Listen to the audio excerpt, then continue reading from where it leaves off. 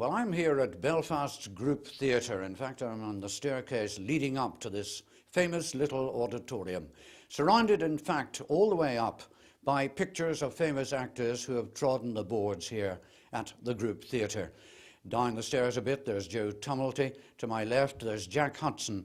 But just beside me, perhaps the most famous actor of all, actor, comedian, genius, and that's James Young.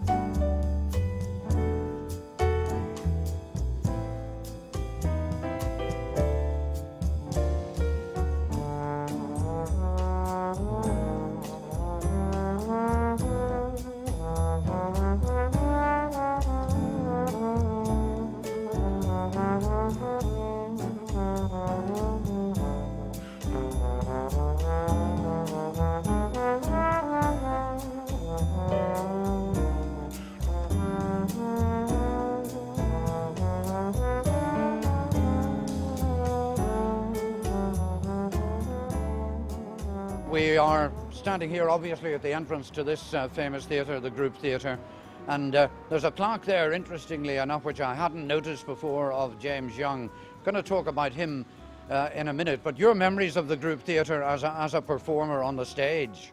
I have very happy memories. I joined the Group Theatre in October 1965. Now, I was very young, and it was magic. It really was. I had won the Best Actress at the AUDF finals, and Jimmy had been at the show and offered me a job, and it was just a dream come true, and it was fantastic training ground, because nowadays people all go to RADA and to various drama schools and what have you. In those days there weren't so many, especially from Northern Ireland, going away, but I couldn't have had a better grounding than I had here. Your grounding of talking about working with James, though, Olivia, it would have been comedy, so you've stuck with comedy more or less throughout your career, have you? Well, this is funny.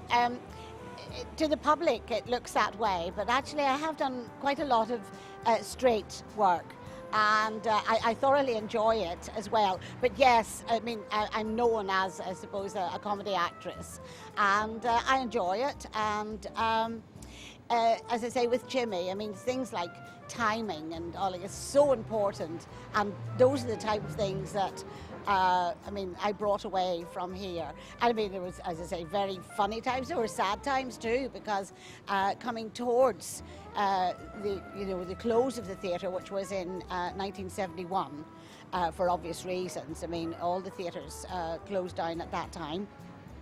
Because of the Troubles. Because of the Troubles, exactly. And,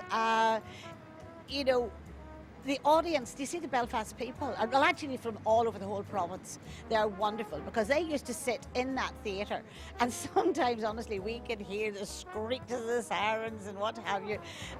But I don't remember, now maybe I'm not, but I definitely don't remember any night a play having to stop. And then, unfortunately, we were closed for the summer recess, and then we didn't open again. And then whenever Jimmy came back into the theatre, that's whenever he came in doing his one-man shows. Yes, and those one-man shows, when did they start? They obviously ended, he died in 30 years ago, in fact, just over 30 years ago. Well, they started, I would imagine, officially about 1971, later on that year. But prior to that, Jimmy had been doing them himself, round the province where we were. He also did a tour of Canada. He had gone away with it, and but we just did 2 plays a year, and they ran for 4 to 6 months, and it was super, because we got the script on Sunday. We finished it a Saturday night. I went round into the old Imperial Hotel at the back of the City Hall, which no longer exists. City Hall exists, but no longer. And I hope so. And we rehearsed there, and we opened with the new show then 2 weeks on the Tuesday. So we had 2 weeks rehearsal.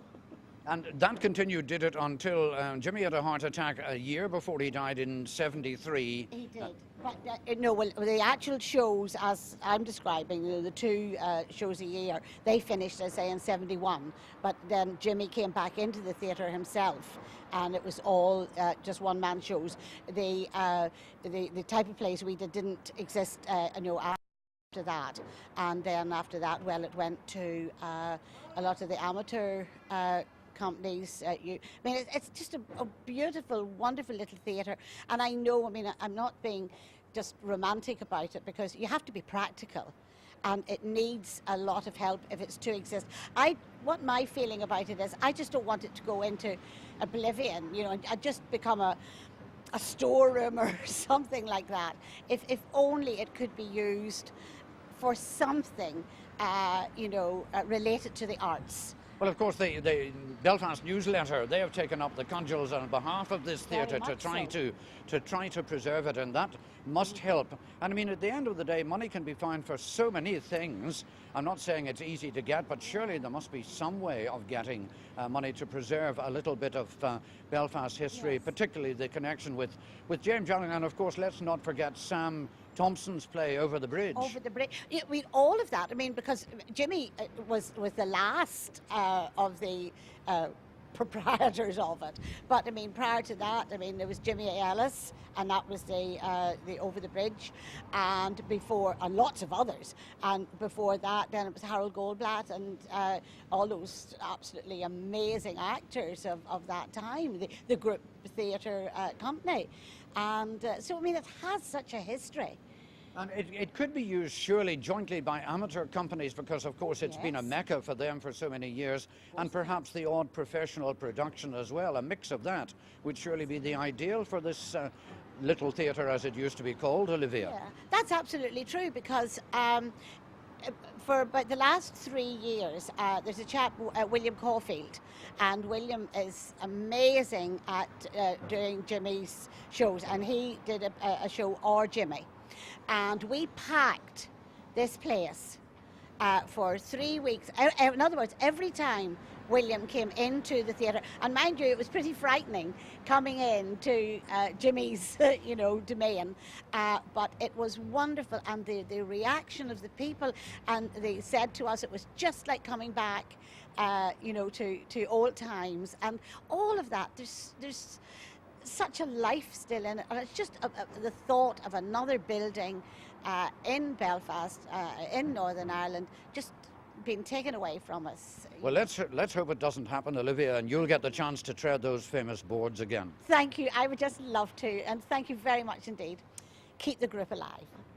Well, that's it from me for this week, and now back to Robin and Tina.